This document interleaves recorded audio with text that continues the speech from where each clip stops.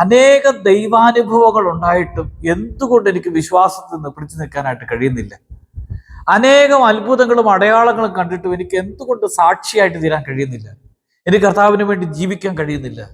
ഇത് ആത്മശോധന ചെയ്യേണ്ട ഒരു കാര്യമാണ്. എന്തുകൊണ്ട് എൻ്റെ ആത്മീയ തകർച്ച അല്ലെങ്കിൽ എൻ്റെ ആത്മീയ തളർച്ച ഇത്ര ദൈവാനുഭവം ഉണ്ടായിട്ട് സംഭവിക്കുന്നു? ബൈബിള് നമ്മൾ പരിശോധിക്കുമ്പോൾ, ഇസ്രായേൽ ജനത്തിന്റെ ചരിത്രം പരിശോധിക്കുമ്പോൾ ഈജിപ്തിൽ ദൈവം ചെയ്ത അടയാളങ്ങളുണ്ട്.